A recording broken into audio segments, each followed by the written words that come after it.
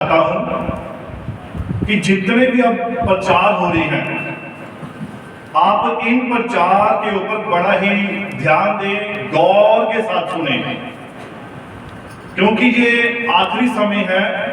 और लिखा है वचन में कि आखिरी दिनों में, आखिरी समय में क्या होगा, ना तो रोटी का अकाल पड़ेगा, ना पानी का अकाल पड़ेगा, परंतु किस चीज का अकाल होगा? वचन के सुनने का, परमेश्वर के वचन को सुनने का अकाल होगा। तो इसीलिए अब हम जितना ज्यादा वचन को सुने, जितना ज्यादा वचन को ग्रहण करें, ये हमारे लिए लाभदायक है। हालेलुया। और जितने भी प्रचार हैं उनको बड़े ही ध्यान से सुनना है। अपने आप को ना तो आपने सुस्त करना है, ना ढीली करना है, बल्कि अपने आप को वचन के लिए चौकस चौकन्ने बनाए रखना है। Hallelujah, hallelujah.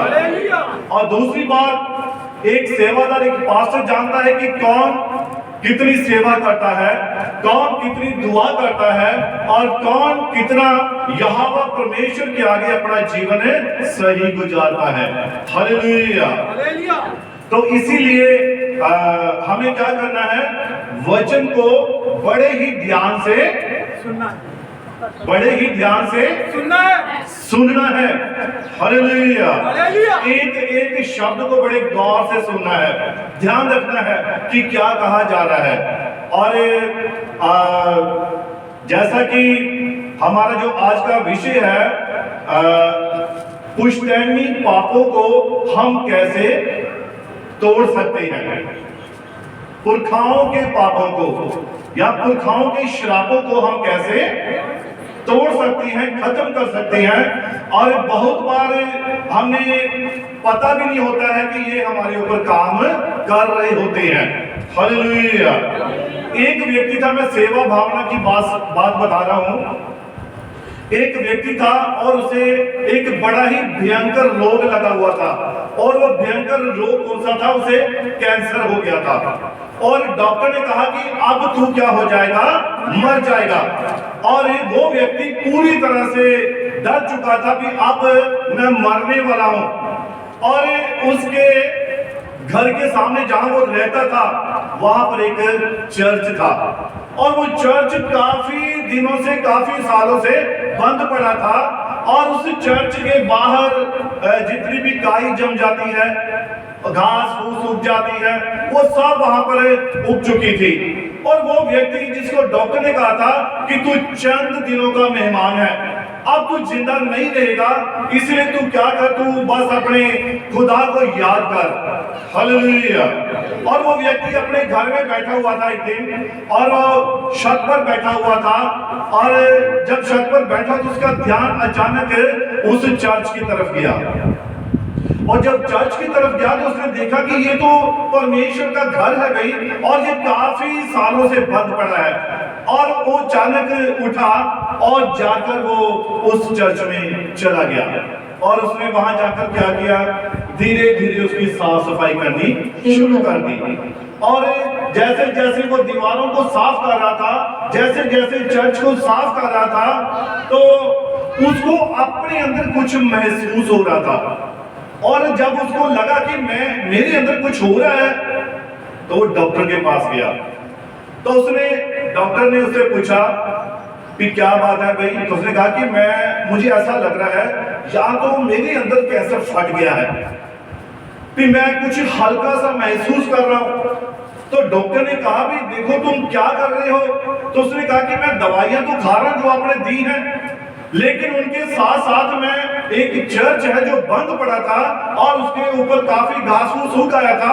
अब मैं वहां जाकर सेवा कर रहा हूं, मैं उसकी साफ सफाई कर रहा हूं। और जब डॉक्टर ने उसकी ये बातें सुनी, उसका चेकअप किया, तो उसने देखा कि उसके अंदर जो कैंसर नामक एक बीमारी थी, वो खत्म होती जा रही थी। तो डॉक्टर ने कहा कि तुम जो काम कर रहे हो, इसे करते जाओ, इसे बंद मत करो। और वो व्यक्ति अब हर रोज जाता, चर्च में जाता, साफ सफाई करता, चर्च में झाड़ू पोछा करता और सब काम कर रहा था। और करते करते जैसे जैसे चर्च साफ हो रहा था, खुदा का भवन साफ हो रहा था, उसके अंदर से बीमारी साफ होती जा रही थी। वो अपने अंदर से अपनी तंदुरुस्ती को, अपनी चंगाई को हासिल कर रहा था। और एक दिन क्या हो गया, उसने सारा ही चर्च साफ कर दिया, बिल्कुल साफ सुथरा हो गया। तो उसी दिन उसकी बीमारी भी अंदर से सारी चली गई, खत्म हो गई। और डॉक्टर के पास गया और डॉक्टर ने उसने कहा, डॉक्टर साहब आप चेक कीजिए, मुझे लगता है मैं और हल्का महसूस कर रहा हूँ। तो डॉक्टर ने जब चेक किया तो सारा कैंसर जड़ से खत्म हो चुका था। और इसीलिए एक खुदा के भवन में जो सेवा करनी है, अब सेवा ये नहीं है कि आप कोई ऐसा चर्च ढूंढे जहां पर बहुत ऐसे घास फूस उगाए ना, ऐसा नहीं। आप चर्च में आइए, चर्च की सेवा कीजिए, चाहे छोटा छोटा काम कीजिए, चाहे आप किसी भी प्रकार का काम करते हैं, खुदा उसे देखता है और वो इसके बदले आपको प्रतिफल देता है। हालेलुया। यही एक तरीका है अपनी शिफा पाने का। खुदा के भवन की सेवा करो, खुदा के लोगों की सेवा करो और खुदा के वचन के साथ चलते रहो। हालेलुया। जैसा कि वीरवार को प्रचार हो रहा था, नूह परमेश्वर के साथ साथ चलते चलते उठा लिया गया था, उठा लिया, जहाज में चला गया था ना, यानी कि खुदा के साथ साथ चलते। इसीलिए आज एक विश्वासी को क्या करना है, खुदा के वचन के साथ साथ चलना है। और सबसे बड़ी बात क्या है, आज्ञाकारी। और शमूएल की पुस्तक में लिखा है, आज्ञाकारी जो है वो सारे दानों से, सारी भेंटों से, सारे दशवांशों से, हर एक चीज से बढ़कर है, और वो खुदा के वचन को पूरा करना। आमीन। आज्ञाकारी करना, आज्ञाकारी जीवन लेकर आती है। हालेलुया। विश्वास करते हैं, आमीन। आज्ञाकारी क्या लेकर आती है, आज्ञाकारी ही जीवन लेकर आती है, और अनाज्ञाकारी आपके जीवन में शराबों को लेकर आती है। हालेलुया। इसलिए अब जितने भी प्रचार हो रहे हैं, आप घर में अपने YouTube चैनल पर आराम से सुने, उन्हें सुने, ध्यान से सुने, विचार करें। हालेलुया। और आप सभी को पता है कि ये जितने भी संदेश प्रचार किए जाते हैं, गीत भजन गाए जाते हैं, ये सब witness of Jesus and time message channel पर लगाए जाते हैं, वहां पर ये लोड किए जाते हैं। तो आप वहां पर सुनकर अपनी आशीषों को, अपनी बरकतों को और अपनी चंगाई को प्राप्त कर सकते हैं। Hallelujah, hallelujah. तो अब हम वचन की ओर मुड़ते हैं। अरे हाउ टू ब्रेक जनरेशनल कर्स, कि हम अपने पुश्तैनी श्रापों से कैसे छुटकारा पा सकते हैं, या कैसे हम उन्हें खत्म कर सकते हैं। हालेलुया। अब देखिए विलाप गीत 5 उसके 7 में यिर्मयाह नबी यहाँ पर वो क्या कह रहा है, पढ़िए इसको थोड़ा। हमारे पुरखाओं ने पाप किया, और यिर्मयाह नबी कह रहा है कि हमारे पुरखाओं ने क्या किया, पाप किया और मर मिटे हैं, परंतु उनके अधर्म के कामों का भार हमको उठाना पड़ा है। परंतु उनके अधर्म का भार हमको उठाना पड़ रहा है। हालेलुया। और यशायाह 65:6 यहोवा कहता है, ये तुम्हारे पुरखाओं के पाप मेरे सामने लिखे हुए हैं और इन्हें मैं वापस तुम्हें पीढ़ी दर पीढ़ी देता हूं। हालेलुया। अब देखिए, हमने यहां तक पढ़ा था, हमने पिछली बार प्रचार सुना था, और ये कैसे श्राप काम करते हैं कि जब तक हमारे जीवन में ये श्राप काम करते हैं, तब तक कोई बेदारी नहीं आ सकती है। और कई बार होता है कि बेदारी आ भी जाती है, लेकिन श्राप साथ जुड़े होते हैं। तो इसीलिए पूरा संपूर्ण छुटकारा पाना है तो खुदा के वचन के साथ जुड़ जाना है। हालेलुया। और मैं बता रहा था पिछली बार कि ये बंधन भी एक श्राप है, और ये उद्धार पाए व्यक्ति के लिए स्वर्ग का द्वार तो खुल चुका है, परंतु अभी तक उसकी जिंदगी में कुछ स्थान, कुछ जगह ऐसी होती हैं जहां पर अभी भी उनका असर होता है। अब मैं थोड़ी बात एक और क्लियर करना चाहता हूं। प्रभु यीशु मसीह के नाम में बपतिस्मा है, ये हम सभी जानते हैं। प्रभु यीशु मसीह के नाम में बपतिस्मा है, यानी कि पापों की क्षमा है। और इस बात को एक बार फिर से मैं दोहराना चाहता हूं। मैं चाहता हूं कि भाई सुनील आगे आ जाएंगे और थोड़ा इस बपतिस्मे की बात को पहले मैं चाहता हूं इसे हम और भी क्लियर करेंगे। जब तक कि हमारे जीवन में हम समझना जाए कि बपतिस्मे का मतलब क्या है, हमने ये बपतिस्मा क्यों लिया है, बपतिस्मा हमारे जीवन में क्या काम करता है, जब तक हमें यही पता नहीं है तो हम आगे नहीं बढ़ सकते हैं। इसीलिए हमारे युग के नबी ने जो उसका संदेश है, स्वर्गीय दुल्हे और पृथ्वी की दुल्हन का भावी घर, और इसमें लिखा है, आप ध्यान से आपने सभी ने सुनना है।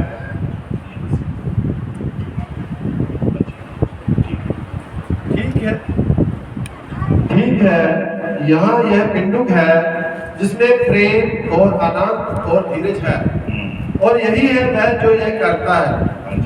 अब जब आप अपने पापों की क्षमा मांगते हैं या जब आपके पापों को क्षमा कर दिया जाता है। अब ये बात बपतिस्मे के बारे में है। बहुत सारे लोगों ने प्रभु यीशु मसीह के नाम में बपतिस्मा ले लिया है और वो आराम से बैठे हुए हैं, ये सोचकर हमारे पाप तो क्षमा हो गए, क्योंकि बाइबल ऐसा कहती है कि प्रभु यीशु मसीह के नाम में पापों की क्षमा है। ऐसा ही है। तो बहुत सारे लोग ऐसा एक बपतिस्मा लेकर बैठ चुके हैं, आराम से बैठे हैं और उन्हें कोई फिक्र नहीं है भाई शायद इसके आगे भी कुछ है। और नबी कहता है कि जब ये पिंडुक अर्थात पवित्र आत्मा और ये हमारे ऊपर परमेश्वर के प्रकाशन को क्या करता है, प्रकट करता है। हालेलुया। हाँ पढ़िए। या जब आपके पापों को क्षमा कर दिया जाता है, और जब आपके पापों को क्षमा कर दिया जाता है तो तब आपने केवल यह किया है, और तब आपने केवल ये किया है कि अपने आप में उन्हें दूर कर दिया है। हाँ जी पढ़िए। परंतु जो काम आप करते हैं वे अभी भी यही मौजूद है। परंतु जो काम आप पहले करते थे बपतिस्मा लेने से पहले, क्या करते थे? झूठ बोलना, चुगली करना, निंदा करना, एक दूसरे के विरुद्ध बातें करना या कुछ भी ऐसा करना, जो काम आप बपतिस्मा लेने से पहले करते थे वो अब भी मौजूद है, बपतिस्मा लेने के बाद भी मौजूद है। तो इसका मतलब अभी बपतिस्मा क्लियर नहीं हुआ। मेरी बात समझ रहे हैं सभी? अभी तक बपतिस्मा क्लियर क्योंकि अभी तक पहले वाली बातें, पहला वाला स्वभाव अभी भी हमारे अंदर पाया जा रहा है। तो फिर पाप कैसे क्षमा हुए, हमारा स्वभाव कैसे बदला, इसके आगे भी नबी कहता है बपतिस्मे के 3 स्टेप हैं। क्या है? 3 स्टेप है। और ये पहला स्टेप पर खड़े होकर हम कह रहे हैं बस हम स्वर्ग में हैं भाई। अभी आप स्वर्ग में नहीं है, अभी तो ये शुरुआत है। अभी तो ये आपने यीशु मसीह को अपना उद्धारकर्ता स्वीकार किया है, अभी तो अपने पापों को आपने माना है, अंगीकार किया है। अभी तक आपकी सफाई नहीं हुई है। सफाई कैसे होती है? जब दूसरा स्टेप आता है, और वो स्टेप कौन सा है? पवित्रीकरण का। पहला स्टेप है पश्चाताप, यानी कि आपने अपने पापों को माना। हाँ प्रभु, मैं एक पापी इंसान, मैं एक गलत इंसान, मैंने बहुत झूठ बोला, मैंने गलत काम किए, मैंने ये किया, मैंने वो किया, और ये सब आपने अंगीकार किया। और प्रभु मेरे इन पापों को क्या करे? क्षमा कर। तो प्रभु कहता है ठीक है भाई, तू इसको, इस प्रक्रिया को पूरा कर, फिर आगे देखते हैं तेरा अगला स्टेप क्या है, वो तुझे बताया जाएगा। हाँ जी पढ़िए। यह शैतान की पुरानी जड़ है, और ये शैतान की पुरानी जड़ है, यह अभी भी यही है, और वो अभी भी यही है। शैतान, आप सोचते हैं शैतान इतनी जल्दी निकल जाएगा? शैतान इतनी जल्दी छोड़ने वाला नहीं होता है। उसको तो बहुत समय चाहिए, आपका विश्वास चाहिए, आपकी दृढ़ता चाहिए, आपकी मजबूती चाहिए, आपका खुदा के वचन पर कितना भरोसा है। वो इन बातों को जब देखता तब वो निकलता है। ऐसा नहीं जल्दी डोल जाना। जल्दी विश्वास से परे हो जाना, शैतान इतनी जल्दी नहीं निकलता, अभी भी उसकी जड़ मौजूद है और वही जड़ शैतान के फलों को प्रकट करती है। और जब तक ये शैतान की जड़ खत्म नहीं होती, उसके फल प्रकट होना बंद नहीं होते हैं। पेड़ को आप ऊपर से काट देते हैं तो क्या होता है? पेड़ जब बारिश आती है फिर से उसमें पत्ते निकलते हैं, टहनियां निकलती हैं, उसमें फिर से फूल लगते हैं, फिर से फल लग जाते हैं। तो जब तक आप उसे जड़ से नहीं काटेंगे वो कुछ भी नहीं कर पाएगा। तो शैतान की जड़ अभी भी मौजूद है। ये बपतिस्मा लिया हुआ, हमने सोचा कि हमने प्रभु यीशु मसीह के नाम में बपतिस्मा ले लिया, हमारे पाप खत्म हो गए, मिट गए, क्लियर। तो फिर आप दोबारा झूठ कैसे बोल रहे हैं? दोबारा हम बहाने कैसे बना रहे हैं? दोबारा हम ये क्यों कर रहे हैं? यानी कि अभी भी वो जड़ मौजूद है। हम पढ़िए, ध्यान दें। तब आप प्रायश्चित करते हैं। तब आप क्या करते हैं? प्रायश्चित करते हैं और पश्चाताप करते हैं। हाँ पढ़िए। और यीशु मसीह के नाम में बपतिस्मा लेते हैं। और प्रभु यीशु मसीह के नाम में क्या लेते हैं? बपतिस्मा लेते हैं कि वह आपको आपके पापों की क्षमा प्रदान कर दे। और वो इसीलिए आप लेते हैं कि वो आपको आपके पापों की क्षमा प्रदान कर दे। Hallelujah, hallelujah. ये पहला स्टेप समझ आ गया सभी को? ये पता मैं क्यों आपको बार बार रिपीट कर रहा हूं, ताकि आपको बपतिस्मे का मतलब समझ लग जाए। जो एंड टाइम मैसेज के बलीवर है, जो कहते हैं कि 20 साल हो गए हैं, 30 साल हो गए हैं, 40 साल हो गए हैं, वो अभी तक पहले स्टेप से आगे नहीं निकले हैं। क्यों नहीं निकले हैं? अगर वही बातें, वही स्वभाव अभी भी हो रहा है, तो इसका मतलब अभी तक हमारा पवित्रीकरण नहीं हुआ है। अब दूसरा स्टेप जो है वो है पवित्रीकरण का। और पवित्रीकरण क्या करता है ये नबी हमें बताता है। पढ़िए, ध्यान रहे। हाँ, इसके बाद पवित्रीकरण की प्रक्रिया शुरू होती है। और ध्यान रहे, गौर करना इस बात पर कि उसके बाद, पहले स्टेप के बाद फिर कौन सा स्टेप आ गया? पवित्रीकरण आ गया। हाँ पढ़िए। जो हमारे मस्तिष्क को या विचार को पवित्रता हेतु तैयार करती है। क्या करता है यह पवित्रीकरण? ये जो आपके दिमाग में अभी भी जो पुरानी बातें घुसी हुई है, 20 साल पुरानी, 30 साल पुरानी, वो आपके मस्तिष्क में से, दिमाग में से उन बातों को, उन पुराने विचारों को बाहर निकालता है। कौन निकालता है? पवित्रीकरण। स्टेप समझो ना ध्यान से, आप बात समझ नहीं रहे हैं। पहला स्टेप है पश्चाताप और प्रभु यीशु मसीह के नाम में बैप्टिज्म। और इसमें यहां तक आने पर अभी भी वो जड़ मौजूद है, लेकिन इसके आगे जो दूसरा स्टेप है वो है पवित्रीकरण। पवित्रीकरण क्या करता है? आपके दिमाग में अभी भी जो पुरानी बातें हैं, आपके मस्तिष्क में जो भी अभी पुराना स्वभाव, आपके अंदर पुरानी बातें, उनको क्या करता है? ये निकालता है। तो अगर आप पवित्रीकरण नहीं हुआ है तो इसका मतलब अभी भी वो पुरानी बातें मौजूद हैं। यानी कि अभी भी दिमाग में वो बातें घूम रही हैं, वही विचार घूम रहे हैं। अरे फलाने ने मुझे ये कहा था। कब कहा था? 10 साल पहले कहा था, 20 साल पहले कहा था। अभी भी वो पुरानी बातें विचारों में हैं। हालेलुया, हाँ पढ़िए आगे। कि हम भला सोचे, कि हम भला सोचे। अब ये पवित्रीकरण क्या करता है? क्यों बहन मीरा, क्या करता है पवित्रीकरण? पवित्रीकरण करता है कि आपके दिमाग से पुराने विचारों को निकालता है, ताकि आप अच्छा सोचें। आप एक दूसरे के बारे में बढ़िया बढ़िया विचार करें, ना कि आप पुरानी बातों को सोचें। अगर आप पुरानी बातों को सोच रहे हैं तो फिर अभी तक पवित्रीकरण नहीं हुआ। ये दूसरा स्टेप है। अब आगे बढ़िए। यह बुराई को हमसे दूर करती है। और पवित्रीकरण बुराई को हमसे क्या करता है? दूर करता है। बढ़िए। पवित्रीकरण ग्रीक भाषा का एक संयुक्त शब्द है। और ये जो पवित्रीकरण है, ग्रीक भाषा का संयुक्त एक शब्द है। हाँ बढ़िए। जिसका अर्थ होता है शुद्ध करना। जिसका अर्थ क्या है? शुद्ध करना। देखो, खुदा कोई भी घृणित वस्तु ग्रहण नहीं करता है, वो कभी भी अशुद्ध वस्तु को ग्रहण नहीं करता।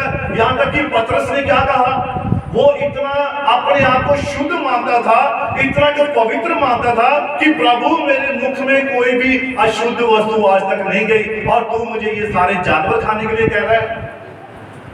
ये पतरस एक यहूदी था और वो जानता था कि खुदा के आगे कोई भी घृणित वस्तु ग्रहण योग्य नहीं है। हालेलुया। तो यहाँ पर यहोवा आपको तब तक ग्रहण नहीं करेगा जब तक आपका पवित्रीकरण नहीं होता है, जब तक आप पवित्र आत्मा की आपका बपतिस्मा नहीं पा लेते हैं, तब तक आप ग्रहण। अभी भी हम खड़े हैं, वहां सामने खड़े हैं यीशु के, अभी भी सामने, अभी भी हमारे गुनाह हमारे सामने आते हैं, हमारी गलतियां हमारे सामने आती हैं। अभी भी हमें याद आता है, कभी आप जब दुआ में होते हैं, याद रखना इस बात को, जब आप दुआ करते हैं तो आपको याद आता होगा ना कि मैंने, मेरे सामने एक ये गुनाह आया, ये एक गलती आई, आता है? मैं कहता हूं, मैं जब कहता हूं मेरे आगे आता है, तो क्या आप जाएंगे? आप एक पास्टर से ज्यादा तो नहीं जान सकते, है ना? तो आप देखिए, मैं कह रहा हूं कि जब मैं दुआ करता था, यानी कि जब मैं अपने कोई भी पुरानी गलती, कोई गुनाह, कोई भूल चूक अगर प्रार्थना करते वक्त मेरे सामने आती थी, खुदा लेकर आता था, तो मैं उसी वक्त नाक रगड़ कर दुआ करता था, प्रभु मुझे माफ कर, मुझे क्षमा कर। और जहां तक हो सके कि आप जितना अधिक खुदा के आगे दीन हो, नम्र हो, खुदा आपकी प्रार्थना को सुनकर आप उस पाप को मिटा देता है, आमीन, खत्म ही कर देगा। फिर दोबारा आपको वो गुनाह आपके आगे दुआ में याद नहीं आएगा, आमीन। लेकिन जब तक आप माफी नहीं मांगते हैं, गलती का इकरार नहीं करते हैं, वो गुनाह प्रार्थना में भी आपके आगे आएगा। और बहुत सारे क्या करते हैं, वो गुनाह को आगे, जैसे मोबाइल में अंगूठा चल आगे, है ना, उसको आगे कर देते हैं, तो वो कहते चल तू आगे निकल जा भाई, तू आगे निकल जा, दोबारा माफी मांगेंगे जब मेरा मूड होगा। ऐसे कभी भी खुदा नहीं चाहता है। खुदा तो आपका संपूर्ण पवित्रीकरण चाहता है कि आप पवित्र हो जाएं। हालेलुया। हाँ, पढ़िए। जिसका अर्थ होता है शुद्ध करना, और जिसका अर्थ होता है शुद्ध करना, और सेवकाई हेतु अलग रखना। और सेवकाई हेतु खुदा अपने कामों के लिए क्या करता है? अलग रखता है। हालेलुया। हाँ, पढ़िए। तब इसके बाद हमें आगे और पवित्र आत्मा से बपतिस्मा मिलता है। और इसके बाद ये तीसरा स्टेप है। पहला स्टेप कौन सा था? पश्चाताप, है ना, यानी कि पश्चाताप कर लिया लेकिन अभी भी वो गुनाह मौजूद है। उसके बाद दूसरा स्टेप है पवित्रीकरण। पवित्रीकरण क्या करता है? ये आपके दिमाग में जितने विचार भरे हुए हैं ना, उनको बाहर निकालता है। जितना भी आपके अंदर पुरानी बातें, पुराने विचार, उनको एकदम से बाहर निकालकर अच्छे विचार देता है। कौन से विचार देता है? अच्छे विचार देता है, शुद्ध विचार देता है। एक दूसरे के बारे में भला सोचना सिखाता है, एक दूसरे के बारे में अच्छा देखना, सुनना, बोलना सिखाता है। ये पवित्रीकरण की प्रक्रिया है। अब तीसरा जो है वो क्या है? तब इसके बाद हमें आग और पवित्र आत्मा से बपतिस्मा मिलता है। तब इसके बाद हमें आग और पवित्र आत्मा का बपतिस्मा मिलता है। और ये बपतिस्मा क्या करता है? हाँ, पढ़िए। ताकि परमेश्वर हम में वास कर सके। ताकि परमेश्वर हमारे अंदर क्या कर सके? वास कर सके। वो इसीलिए पवित्र आत्मा की आग का बपतिस्मा देता है कि यहोवा परमेश्वर हमारे अंदर वास कर सके, है ना। अब वास करने से पहले फिर उसको कुछ करना होता है।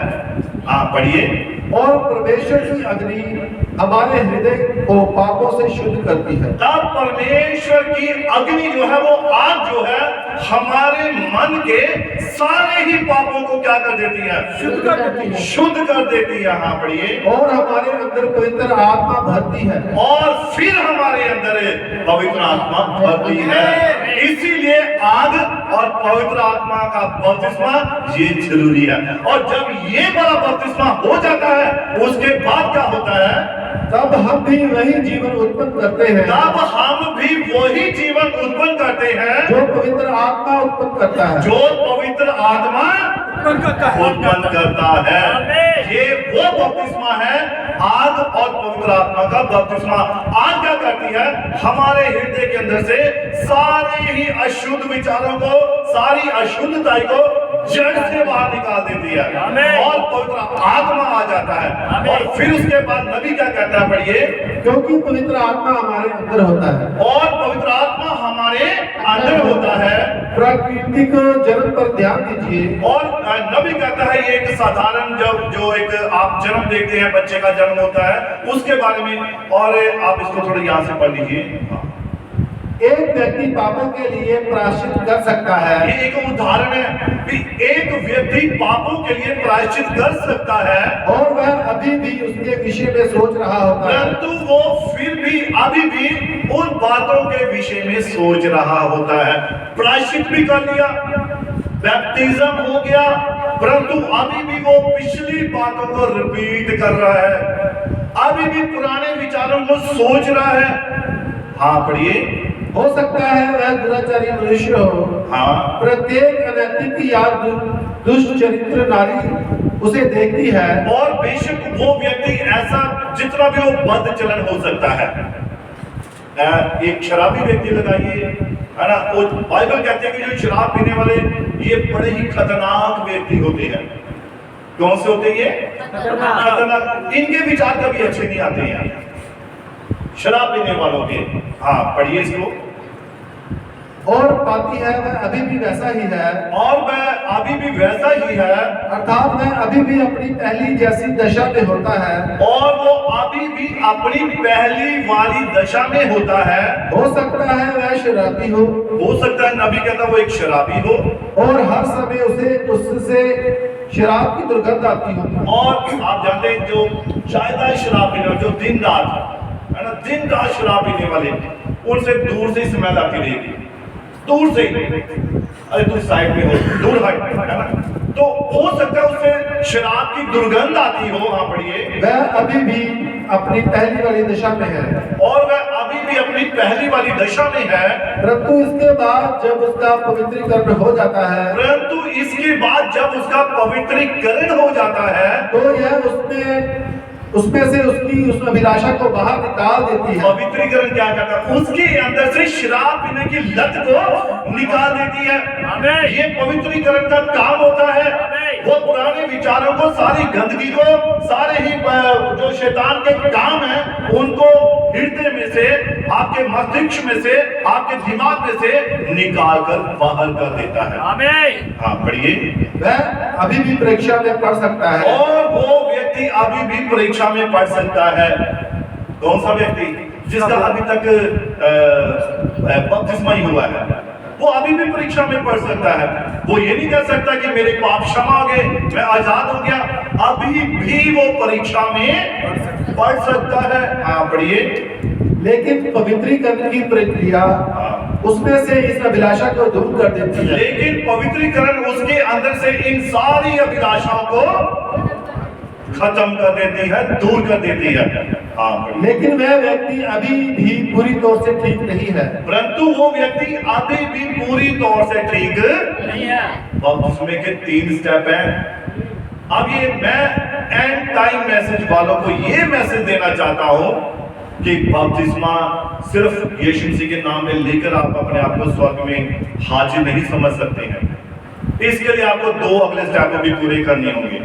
फिर चाहे वो कोई भी क्यों ना हो, चाहे वो कितना भी बड़ा प्रचारक क्यों ना हो, कितना भी बड़ा पास्टर क्यों ना हो, जब तक वो पवित्रीकरण नहीं पाता है, आग और पवित्र आत्मा का बपतिस्मा नहीं पाता है, अभी तक वो वहीं पर मौजूद है। समझ गए मेरी बात को? अब बपतिस्मे का मतलब समझ आया? बपतिस्मा है क्या? अब लोग क्या कहते हैं, जब बपतिस्मा लेना होता है तो उससे पहले पश्चाताप करते हैं। हाँ पास्टर जी, अब दोबारा मैं सिगरेट नहीं पीऊंगा, दोबारा मैं शराब नहीं पीऊंगा, दोबारा मैं गाली नहीं निकालूंगा, दोबारा मैं झगड़ा नहीं करूंगा। ऐसा मानकर वो अंगीकार करके वो बपतिस्मा ले लेते हैं और समझ लेते हैं कि हाँ भी अब मैं शुद्ध हो गया। वो बपतिस्मा बेकार है भाई, बेकार है। जब आपका जीवन बदला ही नहीं, स्वभाव बदला नहीं, अभी भी आप सिगरेट पी रहे हैं, आप बीड़ी पी रहे हैं, आप शराब पी रहे हैं, आप गाली निकाल रहे हैं, आप झगड़ा कर रहे हैं, आप वो सब काम कर रहे हैं जो वचन के खिलाफ है, तो इसका मतलब आप अभी भी पापी हैं। Hallelujah, hallelujah, hallelujah. आपने तो अंगीकार किया। क्या किया? अंगीकार किया। अभी तक पाप माफ नहीं हुए। जैसा कि मैं भाई बंसी में शाम को जो बन गई थी प्रेयर मीटिंग थी छोटी सी, तो वहां बता रहा था कि पाप होता क्या है। पुराने समय में लोग क्या करते थे, जब भी कोई गुनाह कोई पाप होता था तो वो एक भेड़ या मेढ़ा या बकरा लेते थे और उसे याजक के पास ले जाते थे, और याजक क्या करता था, उसके जो जिसने गुनाह किया होता था, पाप किया होता था, उसके हाथ को उस बकरे के ऊपर, उस जानवर के सर के ऊपर रख देते थे। हालेलुया।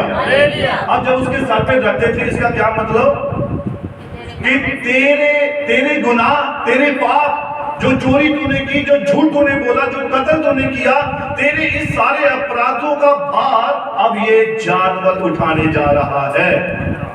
अब वो जानवर क्या करता था, उसके ऊपर जानवर के सर के ऊपर उस व्यक्ति का हाथ रखा हुआ था, और देख तेरे सारे गुनाह, तेरे सारे पाप ये जानवर उठा रहा है। और जो उसे बलि करते थे और उसके लहू को एक कटोरे में लेते थे और उस कटोरे में उस व्यक्ति के हाथों को डाल देते थे।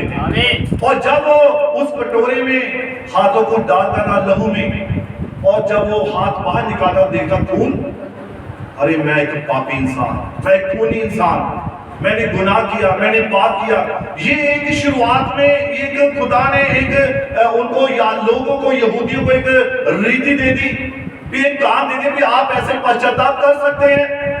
और अब हुआ क्या, लोगों ने इस बात को, जब भी कोई गुनाह हुआ, जब भी कोई पाप हुआ, तो एक मेढ़ा लिया, बकरा लिया, चल चर्च में लेके, पास्टर जी मेरे से ना ये गलती हो गई, चुपचाप अब ये बकरा जहाँ बलि करना है। ये उस समय की बात है, पुराने समय में। अच्छा क्या हुआ, मेरे से ये गुनाह हो गया, मेरे से ये पाप हो गया है।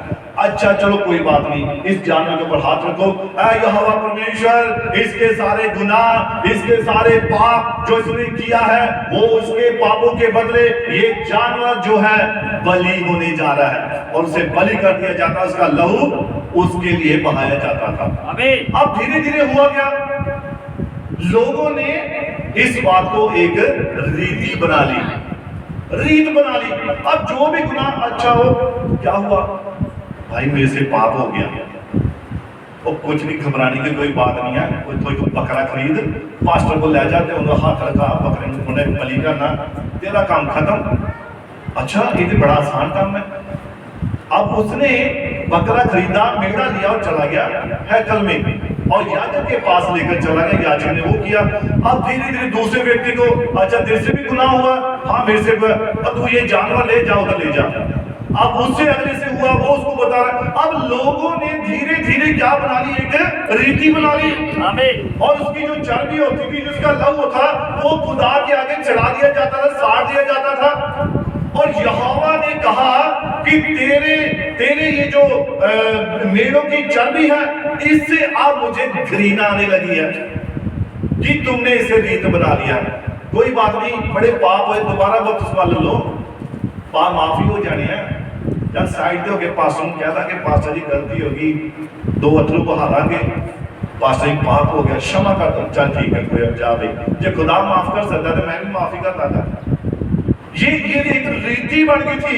हालेलुया। तो उस समय होता है, जो जानवर का लहू था वो किसी के गुनाहों को सिर्फ ढक सकता था। क्या कर सकता था? ढक सकता था।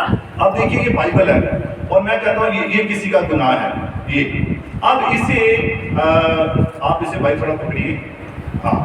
अब इसे क्या करता, इसके नीचे ढक दिया।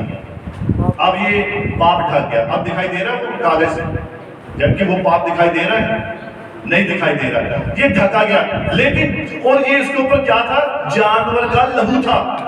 किसका लहू था? जानवर का लहू था। वो जानवर का लहू पापों को सिर्फ ढक सकता था। क्या कर सकता था? सिर्फ ढक सकता, मिटा नहीं सकता था। अब पाप उसके नीचे ढक गए और वो व्यक्ति खुश होकर चला गया। अब क्या हुआ कि अगर कभी जानवर का लहू हटता है, सूख जाता है, तो वहां से नीचे पाप मौजूद रहता है। जैसे ही वो लहू हटा, पाप नीचे मौजूद है।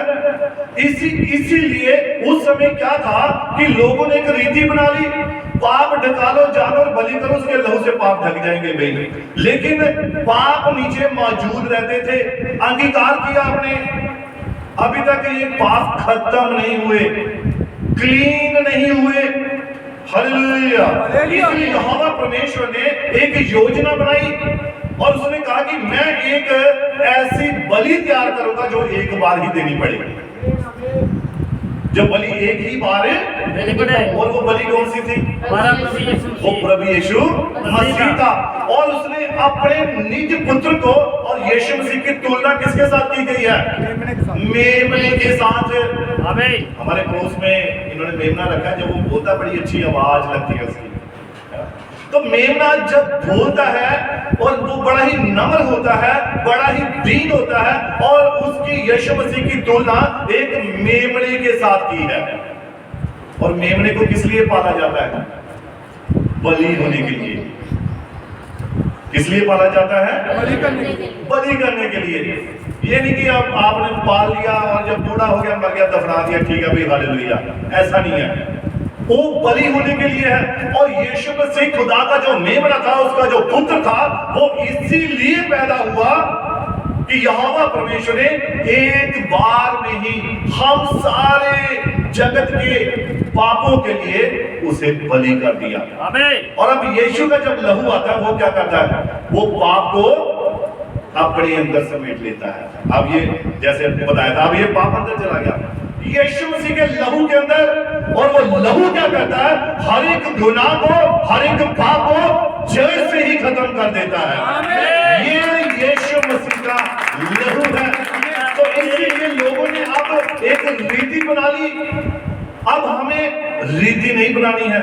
अगर बपतिस्मा लिया है तो उसको जी कर दिखाना है। यहाँ मेरे इतना चीखने का मतलब नहीं पड़ता कि अगर आप उसे जिए ना, है ना, अगर आप उसे माने ना। सबसे बढ़कर बात है आज्ञाकारी। मैं बार बार क्यों कह रहा, आज्ञाकारी ही जीवन लेकर आती है। हम कहते हैं कि नहीं भाई, मैं कहना नहीं मानूंगा, जो कुछ कहा जाता है, जब हम वैसा नहीं करते हैं तो कभी भी हम खुदा से बरकत नहीं पा सकते हैं। Hallelujah, hallelujah. इसको पूरा कर लीजिए। तब इसके बाद वह पवित्र आत्मा और आग से बपतिस्मा पाता है। और तब इसके बाद वो आग और पवित्र आत्मा का बपतिस्मा पाता है। हाँ जी। परमेश्वर की अग्नि उसे शुद्ध करती है। परमेश्वर की अग्नि ही उसे क्या करती है? शुद्ध करती है। बुराई को भस्म कर डालती है। बुराई को भस्म कर डालती है। भस्म आप जानते क्या होता है? यानी कि राख, कोई उसका मूल्य नहीं है, कोई उसकी वैल्यू नहीं है। और यीशु मसीह हमारे गुनाहों को, हमारे पापों को भस्म कर देता है। दोबारा ढूंढने पर भी नहीं मिलते हैं। क्या मिलते हैं? सिर्फ यीशु मसीह के लहू में ऐसा होता है। तो इसीलिए यहां पढ़िए, शुद्धिकरण करती है, तब उसे परमेश्वर की सेवकाई में लगाती है। और तब परमेश्वर क्या करता है? ये पवित्र आत्मा की आग का बपतिस्मा उसे शुद्ध करता है और खुदा उसे अपने कामों के लिए इस्तेमाल करता है। आमीन। देखो यहाँ एक एक घंटा, डेढ़ घंटा आपको प्रचार करने का मतलब क्या है? कि आपके जीवन में प्रचार नजर भी आए। आमीन। वो एक गीत गाते हैं, बड़ा अच्छा गीत है, निश्चावाना तेनू की हो गया। निश्चावाना तेनू की हो गया। इसको दो लाइन करिए। ना रोजा ना दुआ। हाँ, ना रोजा ना दुआ। ध्यान से सुनिए। तेनू सब कुछ भूल गया, निश्चावाना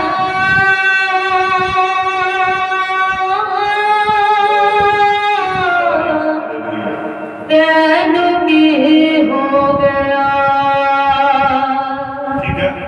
निश्चावाना तेनू की होगा ना रोजा ना दुआ। अब गर्मी बड़ी पड़ रही है, ना रोजा हो रहा है, ना दुआ हो रही है, ना हम प्रभु का काम कर रहे हैं, वचन सुनते हैं, इस कान से सुनते हैं और यहाँ बाहर जाते जाते उस कान से निकाल कर छोड़ जाते हैं।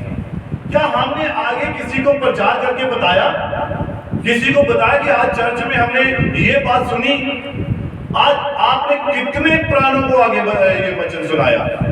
मैंने एक शायद आपको काफी समय पहले एक वो कागज दिया था जिसके ऊपर 20 नाम लिखने के लिए कहा गया था। जिसको आप चाहते हैं कि यहोवा परमेश्वर तू इन्हें हमें दे, हम तेरे राज्य के लिए एक योग्य प्रजा तैयार कर सके, तो आप कितनों ने अभी तक वो कागज संभाल कर रखा है? हाँ, हवा नहीं लगने देनी उसे, बाहर नहीं निकालना है, ठीक है? उस कागज को बस वही बाइबल में, एक मुझे यहाँ बाइबल मिलती है, वो बाइबल में उसने डबल ट्रिपल फोल्ड करके ऐसे फंसा के रखा है, बड़ी अच्छी जगह संभल के रख, बचे रहो बचे रहो, ऐसे नहीं करना।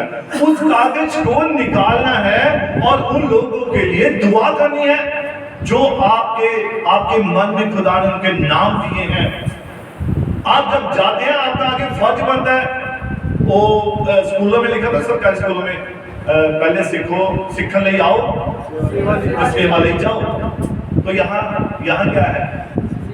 हम सीखने के लिए आते हैं ना, सीखने के लिए आओ और सेवा के लिए जाओ।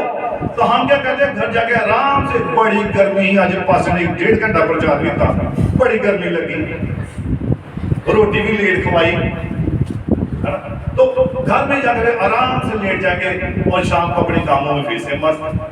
फिर शाम होती है, फिर दिन चढ़ता है, फिर दिन बीतते जाते हैं, 6 दिन ऐसे गुजरते हैं और 7वें दिन फिर एतवार है, चल चलने हैं, कितने टाइम? 9 बजे टाइम है, और कोई नहीं चल जाने हैं, गीत बजन निकलन दो, 2-4 गीत रोने दो, लास्ट में जाएंगे शोभा बढ़ेगी, है ना?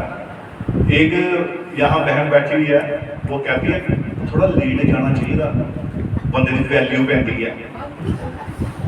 उन्हें पता था जो बंदा लेट है वो VIP दिया जाता है।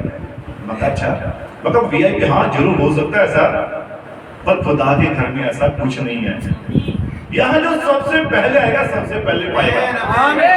ये खुदा के भवन की एक खासियत है कि जो खुदा के भवन में पहले आएगा पहले पाएगा। तो इसलिए हमारे मन में एक ये इच्छा होनी चाहिए कि जल्दी जल्दी जाना है। अभी विटनेस ऑफ जीसस में मैंने एक गीत डाला था, ऐ दुल्हन वो तैयार हो चुकी आधी रात, ऐसे कुछ गीत है ये। तो दुल्हन क्या है? सोई हुई है, आधी रात बीतने पर है, दिन निकलने पर है। तो अभी भी अगर हम सोए हुए हैं तो हम कभी भी रैप्चर में नहीं जा सकते हैं। अगर हम कहते हैं कि नहीं भाई हम तो पक्के हैं भाई, तो ये बपतिस्मे वाला हिसाब है, पहले स्टेप पर ही खड़े हैं, बड़ी दूर है अभी वो 3rd स्टेप जो है। आप देखिए उनके बीच में फासला कितना है। अभी भी विचार है, उन विचारों को खत्म करने के लिए कितना समय लगता है ना? जल्दी से कोई बात निकल, जब झगड़ा होता है ना परिवार में, किसी के साथ, रिश्तेदारी में, पड़ोसियों के साथ, जब मैंने जन्म पर नहीं तेन बुलाना, मर्दी मर जावांगी तेनू नहीं बुलाना, कसमें इतनी लंबी पक्की बात है। तो आप ये क्या करते हैं? ये सब इन बातों को निकालना पड़ेगा, इन बातों को निकालना पड़ेगा, खत्म करनी पड़ेगी, तभी आप बपतिस्मे से आगे जा सकते हैं। अगर आपके मन में अभी भी वो बातें हैं ना, तो फिर कभी भी आप वहीं पर रहेंगे। वो जड़ अभी भी मौजूद है, वो जड़ अभी भी मौजूद है। इन बातों से क्लियर होना पड़ना। ये कोई साधारण कलीसिया नहीं है, आप साधारण लोग नहीं हैं। अगर साधारण होते तो फिर आप जो मर्जी करते, पास्टर ने इतना जोर नहीं लगाना था, भाई इतना जोर लगाते हैं, भाई संजू जोर लगाते हैं, सभी कितना बोलते हैं। किस लिए बोलते हैं? कि वचन के साथ जुड़े रहो, बने रहो, तभी आप क्या कर सकते हैं? अपनी आशीषों को, अपनी बरकतों को पा सकते हैं। हालेलुया, हालेलुया, ठीक है भाई, गॉड ब्लेस यू। प्रभु आपको बरकत। दोबारा अगर जरूरत पड़ेगी मैं फिर से बुला लूंगा। और इसीलिए बपतिस्मे के कितने स्टेप हैं? 3 स्टेप हैं। और ये पहला स्टेप पश्चाताप, दूसरा स्टेप पवित्रीकरण और तीसरा स्टेप जो है आग का बपतिस्मा है। और मैं धन्यवाद करता हूं प्रभु का, मैं अभी 3rd स्टेप में आने वाला हूं। मैं ये विश्वास करता हूं, मैं 100% विश्वास करता हूं कि प्रभु मुझे उस वहां तक लेकर जा रहा है और जल्द ही वो इस बपतिस्मे को वो मुझे देने जा रहा है। Hallelujah, hallelujah. तो इसीलिए बाइबल कहती है कि हमारे पुरखाओं के जो श्राप है उन्हें हम कैसे तोड़ सकते हैं। और देखिए ये श्राप जो है, ये कर्स जो है, बड़े भयानक होते हैं। क्या होते हैं? बड़े भयानक, क्रूप, ये बड़े दर्दनाक होते हैं और पता ही नहीं लगता है कि ये काम कर रहे हैं। हालेलुया। अब देखिए जैसे कि आप और ये बंधन, ये शराब किसी भी एरिया में हो सकती है।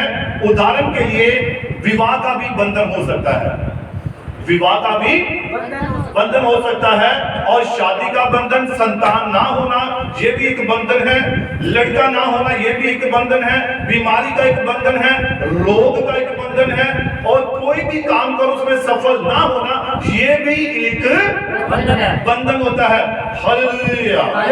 कई लोग चुगली के बंधन में बंधे होते हैं और विरुद्ध बोलने में होते हैं, खिलाफ बोलने में होते हैं। जैसे सदूकी और फरीसी हमेशा यीशु के खिलाफ बोलते थे। आमीन।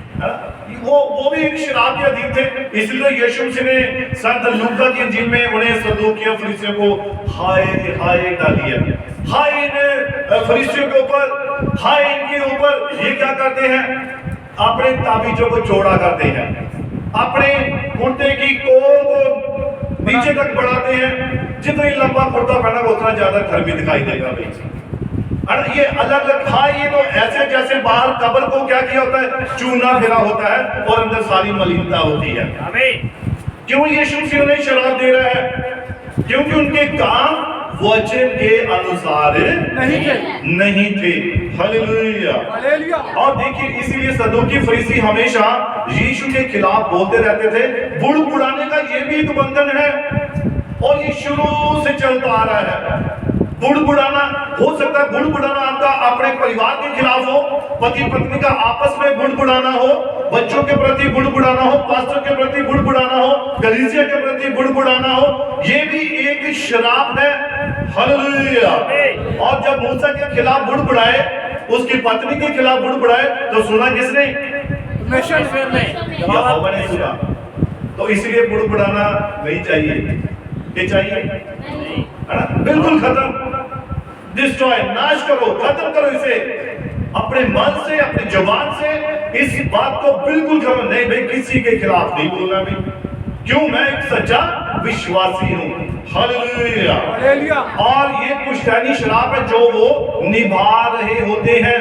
इसीलिए यिर्मयाह नबी कहता है कि हमारे बाप दादाओं ने, पुरखाओं ने पाप किए और उनके अधर्म का भार हमें उठाना पड़ रहा है। हालेलुया।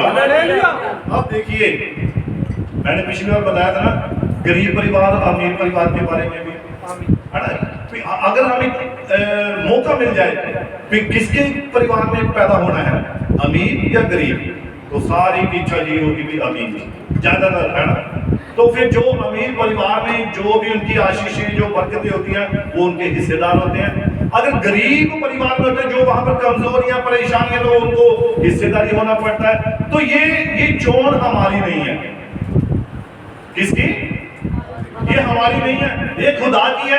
और ये पुरखाओं के कारण ही ऐसा हो सकता है, लेकिन खुदा क्या करता है, उसने हमारे लिए एक छुटकारे का मार्ग बनाया हुआ है। Hallelujah, hallelujah, hallelujah. अब देखिए यहां पर जब हम देखते हैं कि पहली आशीष किसे मिली थी बाइबल में, सबसे पहली आशीष बताइए, सबसे पहली आशीष किसे मिली थी? आदम और हव्वा को।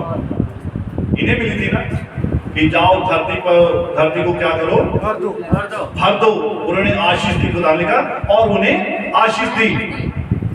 और शराब किसे मिला? शराब ही नहीं मिला, इन्हें मिला था।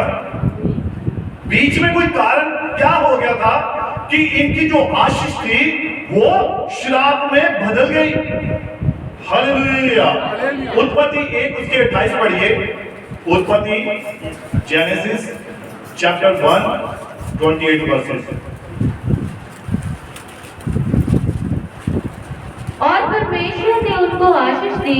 और परमेश्वर ने उनको आशीष दी और उनसे कहा, हाँ जी, फूलों फलों और पृथ्वी में भर जाओ। फूलों फलों और पृथ्वी में भर जाओ और उसको अपने वश में कर लो। और उसको अपने वश में कर लो। ये आशीष पहली थी, है ना, खुदा ने दी आदम और हवा को। लेकिन जब इन्होंने नबी कहता है कि पाप आने पर पहला श्राप भी परमेश्वर ने दिया। अगर पहली आशीष परमेश्वर ने दी तो पहला श्राप भी परमेश्वर ने ही दिया। जब पाप आ गया तो श्राप आ गया। जहां जहां पाप हुआ वहां श्राप आ गया, और जहां पाप नहीं वहां श्राप नहीं। हालेलुया। अब पुश्तैनी पाप जो है वो आपके जन्म के पहले से ही निर्धारित है, पहले से ही है ना। इसको और आगे क्लियर होता जाएगा। अभी आप पाप में श्राप में पैदा होते हैं कारण माता पिता की गलतियों के कारण, गलत निर्णयों के कारण, या उनके गलत कामों के कारण, हो सकता है व्यभिचार के कारण। वो श्राप पीढ़ी दर पीढ़ी आगे चलता रहता है। हालेलुया। अब देखिए उदाहरण के तौर पर आप देखिए जॉन चैप्टर 9 वर्सेस 1 to 3। यूहन्ना की अंजील। जाते हुए उसने एक मनुष्य को देखा। यूहन्ना, संत यूहन्ना 9 अध्याय उसके पहले। हाँ पढ़िए। जाते हुए उसने एक मनुष्य को देखा जो जन्म से अंधा था। उसके चेलों ने उससे पूछा, हे रब्बी, किसने पाप किया था? अब इस आयत को ध्यान से समझना आपने। चेलों का सवाल क्या था यीशु मसीह को, और चेलों को क्या पता था कि जो ये सवाल पूछ रहे थे इस अंधे व्यक्ति के कारण। अब उन्होंने यीशु मसीह से सवाल क्या किया, आप पढ़िए। हे रब्बी, किसने पाप किया था? आप पूछ रहे कि हे रब्बी, किसने पाप किया था? हाँ जी, कि ये अंधा जन्मा। कि ये अंधा जन्मा। हाँ पढ़िए। इस मनुष्य ने या इसके माता पिता ने? इस मनुष्य ने या इसके माता पिता ने। अब चेले ये बात अच्छी तरह जानते थे कि जो श्राप है ये पीढ़ी दर पीढ़ी चलता है। चेले जानते, क्योंकि यहूदी थे और उन्होंने व्यवस्था को भी पढ़ा हुआ था, वो जानते थे, आराधनालय में जाते थे, पता था। और इसीलिए वो यीशु मसीह को सवाल करे, प्रभु क्या कारण है कि ये मनुष्य अंधा पैदा हुआ? क्या इसने पाप किए या इसके माता पिता ने, इसके पुरखाओं ने या इसके माता पिता ने, या इसने पाप किया? तो वहां पर यीशु मसीह ने थोड़ी बात क्लियर की कि ना तो इसने पाप किया ना तो इसके माता पिता ने पाप किया। तो ये अंधा इसलिए पैदा हुआ कि परमेश्वर इसमें अपने कामों को प्रकट कर सके। ये बात यहां तक क्लियर थी कि चेले भी जानते थे कि एक पुरखाओं के पाप पीढ़ी दर पीढ़ी हो सकता है। इस मनुष्य ने, इसके माता पिता ने पाप किया है, वो भी अंधे थे, उससे पीछे वो भी अंधे थे, इसीलिए ये भी आगे अंधा पैदा हुआ है। वो इस बात को जानते थे। हालेलुया। अब देखिए, परंतु जब यीशु आ गया तो सारे श्राप जो है वो, अब क्रूस के ऊपर क्या हुआ था? यीशु ने क्या कहा? Finish, it is finish. पूरा हुआ है ना। क्या पूरा हो गया? उसने उन सारे पापों को, सारे श्रापों को जो यानी कि हमारे बाप दादाओं के थे या हमारे थे, यीशु ने क्रूस के ऊपर ले लिया। राहत मिली इस बात से, राहत मिली। यीशु मसीह ने हमारे पापों को, श्रापों को, चाहे वो बाप दादाओं के थे चाहे वो हमारे थे, यीशु मसीह ने क्रूस के ऊपर ले लिया। Hallelujah, hallelujah, hallelujah, hallelujah. और देखिए आगे गौर करें और ध्यान दें, कई स्थान या घर या परिवार श्रापित होते हैं। हालेलुया। हालेलुया। कई स्थान या घर या परिवार श्रापित होते हैं जहां शराब चल रहे होते हैं, आप वहां परिवार का हिस्सा बन जाते हैं। समझे बात को?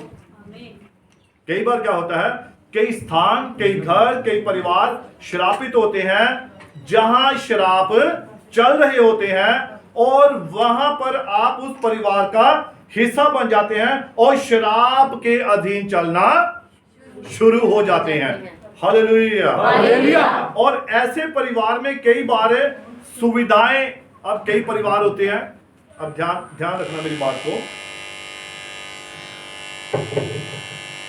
ऐसे परिवार में कई बार सुविधाएं सारी होती हैं। जो कई स्थान या घर या परिवार श्रापित होते हैं जहां शराब चल रहे होते हैं, आप परिवार का हिस्सा बन रहे, वहां पर सुख सुविधाएं सारी होती हैं, परंतु होता क्या है, ऐसे परिवार में कई बार सुविधाएं सारी होती हैं परंतु उन वस्तुओं की आशीष नहीं होती है। हालेलुया। हालेलुया। अब देखिए, कई बार हम देखते हैं घर बड़ा अच्छा, उसमें हर चीज है, हर वस्तु है, परंतु वो उस वस्तु को, उस चीज को इस्तेमाल नहीं कर पाते हैं। कहते हैं घर में दो गाड़ियां चलाने वाला कोई नहीं है ना। घर में इतना बड़ा घर है परंतु उसमें रहने वाले लोग नहीं है। हालेलुया। हालेलुया। मेरी बात समझ रहे हैं? आमीन। हालेलुया। हालेलुया। गाड़ी घर में होती है परंतु चलाने वाला कोई नहीं होता है। औलाद होती है परंतु औलाद का, बच्चों का सुख नहीं होता है। हालेलुया। हालेलुया। इसको मैं आपको थोड़ा और क्लियर करना चाहता हूं। उपदेशक की पुस्तक 6 अध्याय और उसकी पहली आयत से पढ़ेंगे। उपदेशक 6 उसकी पहली।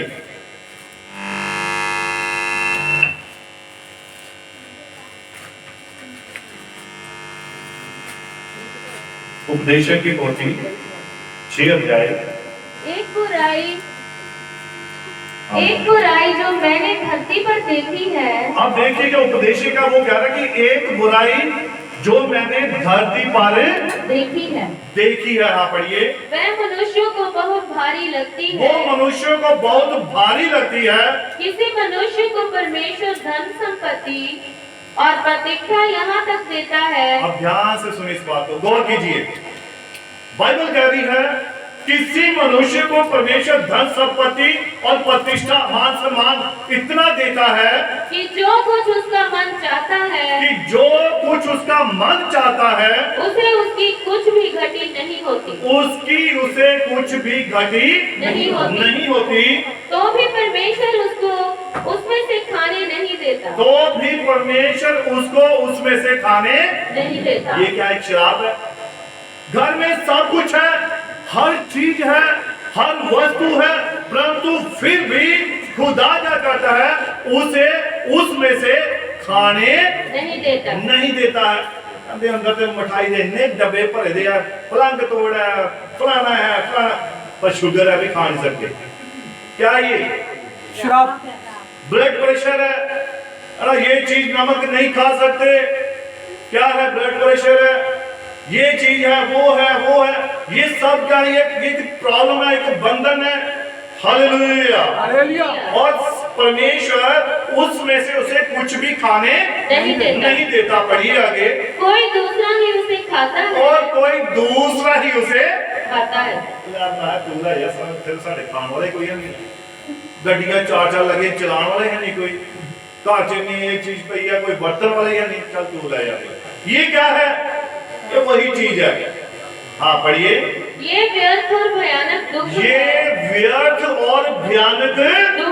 दुख है। हाँ पढ़िए। यदि किसी पुरुष के 100 पुत्र हो, और यदि किसी पुरुष के 100 पुत्र हो, और वह बहुत वर्ष जीवित रहे, और वो बहुत सालों तक जिंदा रहे, और उसकी आयु बढ़ जाए, और उसकी आयु भी बढ़ जाए, परंतु ना उसका प्राण प्रसन्न रहे, परंतु अगर उसका प्राण खुशी ना हो, और ना उसकी अंतिम क्रिया की जाए, तो मैं कहता हूँ कि ऐसे मनुष्य से अधूरे समय का जन्मा हुआ बच्चा उत्तम है।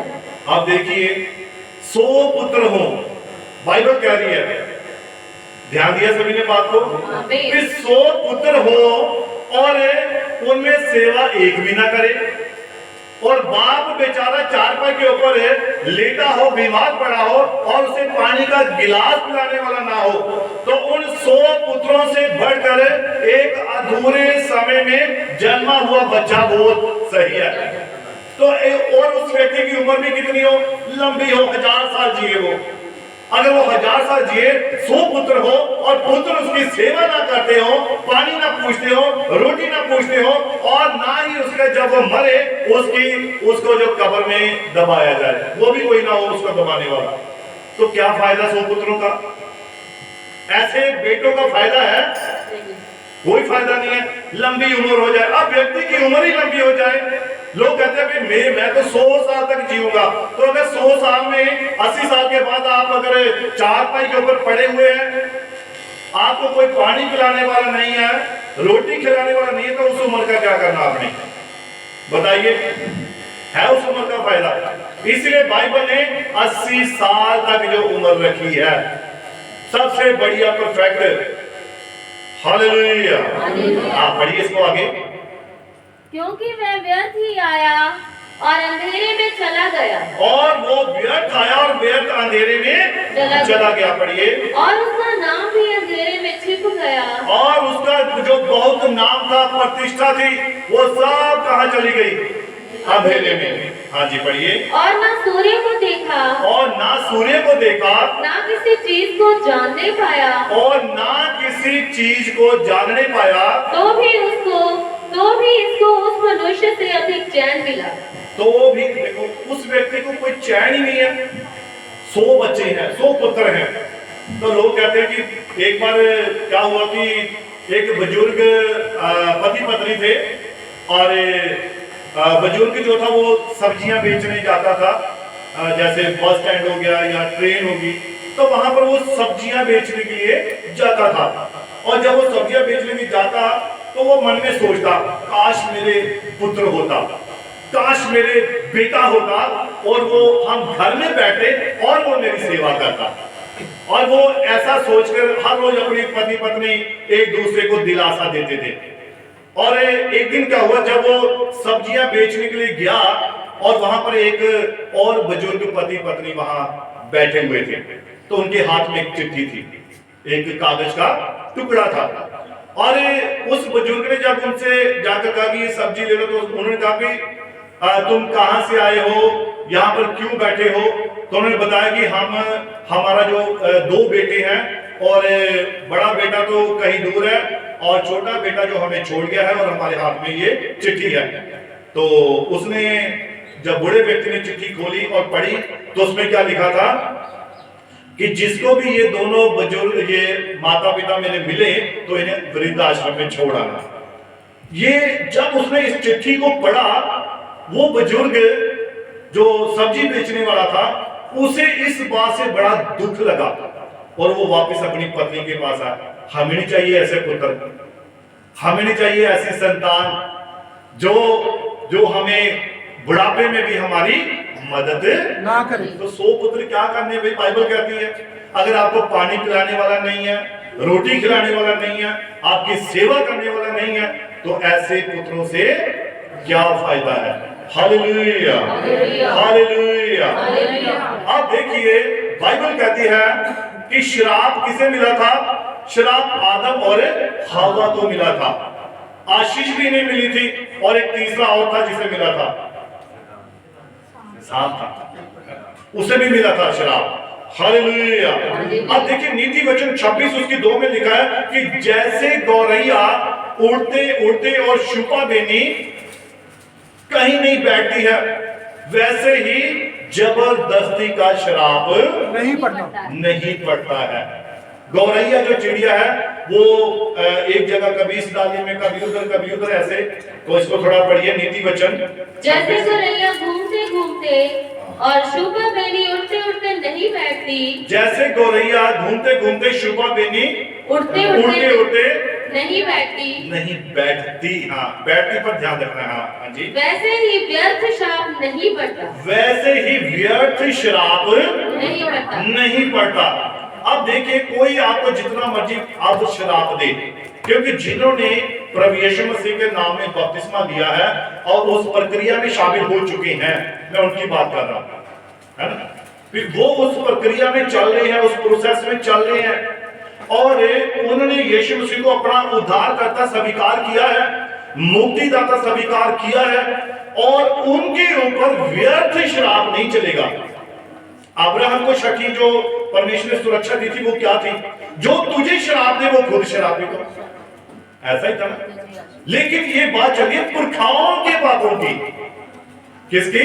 पुरखाओं के पापों। अब वो एक पुश्तैनी शराब जो पाप चलता रहा है, हमें उससे भी छुटकारा पाना है। हमें देखना कहीं हम उसके अधीन तो नहीं चल रहे, कहीं वो शराब हमारे जीवन में काम तो नहीं कर रहे। इसीलिए अगर इनसे छुटकारा पाना है तो प्रभु यीशु मसीह के नाम में बपतिस्मा लेना है। बपतिस्मा लेना है। Hallelujah, hallelujah, hallelujah, hallelujah. अब कोई कह सकता है कि पुश्तैनी पाप कैसे काम करते हैं, तो इसको आप पढ़िए, व्यवस्था विवरण 5 उसकी 9 और 10 आयत पढ़ेंगे। व्यवस्था विवरण 5 अध्याय उसकी 9 और 10 आयत। जल्दी जल्दी पढ़ेंगे। तू उनको दंडवत ना करना, तू उनको दंडवत ना करना, ना उनकी उपासना करना, ना उनकी उपासना करना, क्योंकि मैं तेरा परमेश्वर यहोवा जलन रखने वाला ईश्वर हूँ। क्योंकि मैं तेरा यहोवा परमेश्वर जलन रखने वाला परमेश्वर है। वो कभी भी किसी दूसरे को महिमा नहीं देता है, अपनी महिमा वो खुद लेता है, वो सारी महिमा उसी की है। हाँ पढ़िए इसको आगे। और जो मुझसे बैर रखते हैं, और जो मुझसे बैर रखते हैं, उनके बेटे, हाँ, उनके बेटों, पोतों और परपोतों को पितरों का दंड दिया करता हूँ। और जो मुझसे बैर रखते हैं उनके बेटों, उनके परपोतों और उनके आगे और जो बेटे हैं, जिनकी चौथी पीढ़ी तक खुदा कहता मैं उन्हें उनके पितरों का, पुरखाओं का दंड देता हूं। Hallelujah, hallelujah. अब देखिए, कोई कहता है कि पुश्तैनी पाप कैसे काम करते हैं, तो ये पुश्तैनी पाप वैसे ही काम कर रहे हैं जैसे बाइबल हमें बता रही है। ये पुरखाओं के द्वारा किए हुए काम पहली, दूसरी, तीसरी और चौथी पीढ़ी तक काम करते हैं। एक पीढ़ी कितने साल की होती है? 40 साल की एक पीढ़ी होती है। तो चौथी पीढ़ी तक कितने साल हो गए? 160 साल हो गए। 4 चौके 16, 160 साल। तो 160 साल तक यानी कि पुरखाओं का कामों का प्रभाव रहता है। तो अब आप सोचिए वो प्रभाव खत्म कैसे होगा, हम कैसे उसे बच सकते हैं, कैसे हम उन्हें ब्रेक कर सकते हैं, तोड़ सकते हैं, खत्म कर सकते हैं। Hallelujah, hallelujah. अब देखिए कई बार क्या होता है, कहते हैं भी कोई दादा भी शराब पींदा सी, बाबा भी शराब पींदा सी, वो भी गाला करता नहीं, ये भी अगे गाला करते हैं, है ना। पीढ़ी दर पीढ़ी में चल रहा काम। आज भी बहुत सारी ऐसी फैमिलियां, ऐसे परिवार मिल जाएंगे जहां पर ये सब कुछ आपको दिखाई देगा। यानी कि वो जो पुरानी बातें हैं, वो पुरखाओं की काम है, जो वो आगे पीढ़ी दर पीढ़ी आपको नजर आतेंगे। हालेलुया। अब देखिए, अब धन्य कौन हो सकता है? भजन संहिता 112 और उसकी फर्स्ट और सेकंड वर्स पढ़ेंगे। भजन संहिता 112। यहोवा की स्तुति करो, क्या ही धन्य है वे पुरुष जो यहोवा का भय मानता है। हाँ जी, और उसकी आज्ञाओं से अति प्रसन्न रहता है। हाँ जी। उसका वंश पृथ्वी पर पराक्रमी होगा। अब ध्यान से सुनिए, यहाँ पर ये धन्य परिवार की बात हो रही है। किसकी बात हो रही है? धन्य परिवार की बात, उसका वंश भी। अब बात वंश यानी कि पीढ़ी पर आ गई है बात। ध्यान से सुनिए इसको, सिस्टर एक बार दोबारा पढ़िए। यहोवा की स्तुति करो। यहोवा की क्या करो? आप सभी अपने अपनी बाइबल निकालो, जिनके पास बाइबल है वो साथ साथ पढ़ा करो, तभी वचन आपको समझ आएगा, पता लगेगा। हाँ पढ़िए, यहोवा की क्या करो? स्तुति करो। स्तुति करो। क्या ही धन्य है वह पुरुष, क्या ही धन्य है वह पुरुष जो यहोवा का भय मानता है। जो यहोवा का क्या मानता है? भय मानता है। क्या ही धन्य, धन्य कौन है? धन्य परिवार कौन है? धन्य संतान कौन सी है? जो यहोवा का भय जो मानते हैं। यहोवा का भय मानते हैं। भय मानते हैं। पढ़िए। और उसकी आज्ञाओं से अति प्रसन्न रहता है। और उसकी आज्ञाओं से अति प्रसन्न रहता है। उसका वंश पृथ्वी पर प्राकर्मी होगा। आप देखिए लिखा उसका वंश भी किसका? जो यहोवा का डर रखता है, यहोवा का भय माना है, उसका आगे वंश भी क्या होगा? पराक्रमी होगा। क्या होगा? पराक्रमी होगा, उसका दलेर होगा। वो किसी बात से नहीं डरेगा, नहीं घबराएगा, उसे किसी बात का खौफ नहीं है, चाहे मौत की वादियों में से वो निकले। आमीन। Hallelujah, hallelujah, hallelujah, hallelujah. उसका वंश भी पराक्रमी होगा। ये धन्य परिवार। तो बच्चे धन्य कैसे हो सकते हैं? ये पीढ़ी है ना आगे। बात किसकी चल रही है? यहोवा ने क्या बताया? मैं उनके बेटों पड़पोतों और उनको बेटों आगे वंश दर वंश चौथी पीढ़ी तक शराब देता हूं। किसका? बाप दादाओं का। लेकिन अगर हम कहते हैं कि हम धन्य हैं, तो धन्य कैसे होते हैं? जब हम खुदा के वचन का भय मानते हैं, उसका डर रखते हैं, तो हमारा वंश भी आगे पराक्रमी होगा। हमारी अगली पीढ़ी भी फिर क्या होगी? शुद्ध होगी, पाक होगी, पवित्र होगी, परमेश्वर का डर भय मानने वाली होगी। Hallelujah, hallelujah, hallelujah, hallelujah. आपका परिवार धन्य कैसे होगा? कैसे आप धार्मिक हो सकते हैं? जब आपके बच्चे धन्य होंगे। जब आपके बच्चे, तभी आप धन्य होंगे ना, कि नहीं जाएंगे? अब बाहर बच्चे जाएंगे, बड़े अच्छे कपड़े साफ सुथरे बनकर जाएंगे, और लोग अच्छा ये फलाने का बेटा है भाई, उसका बच्चा, किसका? फलाने का। बड़े अच्छे बच्चे, संस्कारी बच्चे हैं। बच्चा बाहर जाता है, जेम्सी की अंकल, जेम्सी की आंटी, वो जब बाइबल की बातों को पूरा करता है, तो कहते हैं ये बच्चा बड़ा बढ़िया है भाई, इसे कुछ अच्छी शिक्षा मिली है। उससे वो बच्चा कैसे धन्य हो रहा है? माता पिता के कारण धन्य हो रहा है। किसके कारण है? माता पिता। तो जब बच्चा बाहर जाकर कुछ दो चार अच्छे शब्द बोलकर आता है, फेंक कर आता है, तो फिर धन्य कौन हो रहा है? माता पिता ही धन्य होंगे। दादा भी इदा, परदादा भी इदा, प्यो भी ना इदा, आगे न्याणे भी इदा दी, है ना? ये क्या? ये वही चल रहा है। धन्य ऐसे नहीं हो सकते हैं। यहोवा के वचन का भय मानना होता है, तब हमारा वंश आगे पीढ़ी दर पीढ़ी बरकत पाता जाता है। हालेलुया। अब देखिए दाऊद के बारे में, बस मैं थोड़ा सा इसको बोलकर फिर मैं समाप्त करूंगा। दूसरा शमूएल 12 अध्याय, इसको थोड़ा स्टार्ट कर देते हैं, उसके बाद में इसको हम पूरा करेंगे। दूसरा शमूएल 12 अध्याय और उसकी 7, 8 और 9 आयत। तब नातान ने दाऊद से कहा, हाँ हाँ जी, तू ही वह मनुष्य है, इज़राइल का परमेश्वर यहोवा यूं कहता है, हाँ जी, मैंने तेरा अभिषेक करके तुझे इज़राइल का राजा ठहराया, हाँ जी, और मैंने तुझे शाऊल के हाथ से बचाया। हाँ पढ़िए। फिर मैंने तेरे स्वामी का भवन तुझे दिया। और ये किसकी बात हो रही है? दाऊद की। दाऊद राजा की बात हो रही है। और इससे पहले आप इसकी स्टोरी को जानते हैं, किसने ऊरिया की पत्नी बतशबा को ले लिया था। और यहोवा परमेश्वर इस बात से नाराज हुआ, गुस्से हुआ कि तूने ये काम क्यों किया। और नातान नबी के द्वारा उसके पास ये संदेश भेजा गया कि तू ऐसा करके खुदा की निगाह में पापी ठहरा है। अब दाऊद के जीवन में ये पाप क्यों आया? ये सवाल अभी क्या है? दाऊद ने ये पाप क्यों किया? ये क्वेश्चन मार्क, इसे मैं यही छोड़ता हूं, इसे यही छोड़ता हूं। दाऊद के जीवन में पाप क्यों आया? क्यों उसने ऊरिया की पत्नी को लिया? लालची जगह की। इसको हम नेक्स्ट संडे इसको हम बताएंगे कि दाऊद क्यों पाप कर नहीं पाया था, क्या कारण था इसका। आपने भी बाइबल पढ़नी है, फिर मैं अगले संडे आपसे पूछूंगा कि क्या आप पढ़कर आए हैं।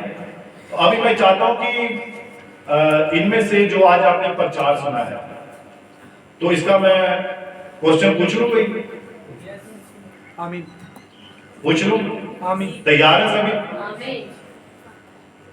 तो हाथ खड़ा करना, बोलना किसी ने नहीं है। हाथ खड़ा करना है, बोलना किसी ने नहीं है। आज का जो संदेश है, इसका विषय क्या था?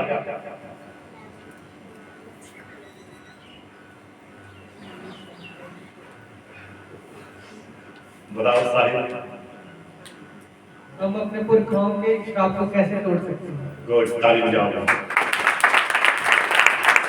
1 2 3 4 5 इतने हाथ खड़े हो गए। आगे भी थे? अच्छा ठीक है। अच्छा, दूसरा सवाल मैं पूछता हूं, आपने बताना है। अंधे व्यक्ति के बारे में मैंने बताया, तो वो कौन सा चैप्टर था? अंधे व्यक्ति के बारे में, जो जन्म से अंधा पैदा हुआ था। नहीं मैडम, आपने हाथ खड़ा करना है बस। हाँ, सिस्टर सीमा बताएंगे।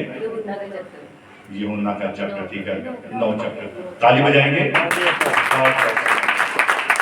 ये मैं इसीलिए पूछ रहा हूं कि आपने ध्यान से सुना है या नहीं सुना है। अब तीसरा, जो सबसे पहली आयत जहां से मैंने स्टार्टिंग किया, वो कौन सी आयत थी, कौन सी पुस्तक थी? पुस्तक का नाम बताना है, चैप्टर चाहे नहीं बताएंगे, हाथ खड़ा करेंगे। हाँ, सायरा बताएगी। विलाप की क्लैपिंग करेंगे इसके लिए। प्रभु बड़ी बरकत दे, बड़ी आशीष दे। तो इसी प्रकार आपने सभी ने ध्यान से सुनना है प्रचार। क्या मैसेज था, क्या उसका विषय था, कौन सी वर्सेस थी, बीच में किस किस का जिक्र आया था। तो ये अगले संडे भी मैं जरूर पूछूंगा, और उस वक्त में हाथ में मैं सीधा खड़ा हुआ, ये फलाना व्यक्ति बताएगा। तो आपने तैयार रहना है। Hallelujah, hallelujah. प्रभु यीशु से आप सभी को बड़ी बरकत दे, बड़ी आशीष दे। God bless you.